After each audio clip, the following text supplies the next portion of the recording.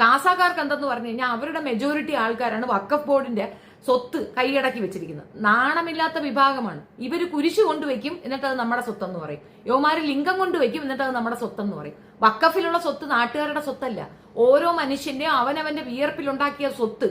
ആ സ്വത്തുക്കൾ ദൈവത്തിന്റെ നാമത്തിൽ ത്യാഗം ചെയ്തത് അല്ലെങ്കിൽ ദാനം കൊടുത്തതാണ്. ആർക്ക് കൊടുത്തതാണ്? ഓരോ നല്ല കാര്യങ്ങൾ, കോളേജ് ഉണ്ടാക്കാൻ, സ്കൂൾ ഉണ്ടാക്കാൻ, അതേപോലെ ആതുര സേവന കേന്ദ്രങ്ങൾ ഉണ്ടാക്കാൻ വേണ്ടിയിട്ട് മുസ്ലിം സമുദായത്തിലുള്ള ആൾക്കാർ കൊടുത്തതാണ് വഖഫ് ബോർഡിന്റെ കയ്യിലിരിക്കുന്ന സ്വത്ത്. അത് വിയർപ്പിന്റെ മണമുള്ള സ്വത്താണ്, ഓസിന് കിട്ടിയതല്ല. കുരിശു കൊണ്ട് കുത്തിവെച്ചും ലിംഗം കൊണ്ട് കുത്തി ഇറക്കി ഉണ്ടാക്കിയ സ്വത്തല്ല അത്. അതിന്റെ പിന്നിൽ പോവുകയല്ലേ ചെയ്യുന്നത്. ഞങ്ങൾ ഇത്രയല്ലേ പറയുന്നുള്ളൂ. നീയൊക്കെ കാണിക്കുന്നതിന് തലയ്ക്ക് ചൂടായി എന്തെങ്കിലുമൊക്കെയാണ് കാട്ടേണ്ടത്. അപ്പൊ പറയും തീവ്രവാദി, അടുത്ത ലേബലായി തീവ്രവാദി. വീട്ടിനകത്ത് ഒരുത്തം കയറി വന്ന കല്ലെടുത്തെറിയല്ല, വേറെന്താ ചെയ്യാ? ട്രസ്പാസ്. അതാണ് ഇതിന്റെ ശരിക്കും പറഞ്ഞാൽ അതാണിത്. പോലീസുകാർക്ക് നേരെ ചെവിയൊക്കെ